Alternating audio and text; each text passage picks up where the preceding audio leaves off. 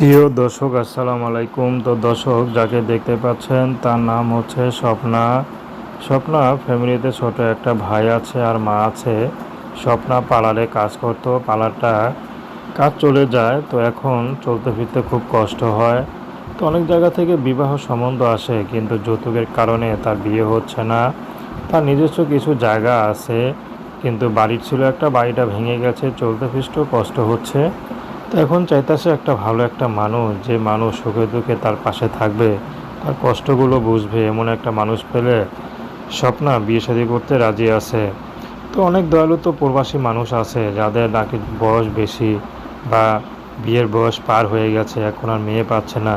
এমন কোনো পুরুষও যদি স্বপ্নার পাশে দাঁড়ায়, স্বপ্না বিয়ে শাদী করতে রাজি আছে, যদি সে প্রবাসী ভাই স্বপ্নাকে একটা পার্লার দিয়ে দেয় ছোটোখাটো, ইনশাল্লাহ স্বপ্না সে পার্লারটা কাজে লাগিয়ে অনেক বড় একটা পার্লার দেওয়ার স্বপ্না পারবে। এবং স্বপ্না সে স্বপ্ন দেখে, কারণ স্বপ্না গরিব হতে পারে কিন্তু অনেক পরিশ্রমী। তো দর্শক, এই ছিল স্বপ্নার জীবনের সংক্ষিপ্ত জীবন কাহিনী। প্রেম, ভালোবাসা, বিয়ে শাদী করা একান্ত আপনাদের ব্যক্তিগত ব্যাপার। আসসালামু আলাইকুম।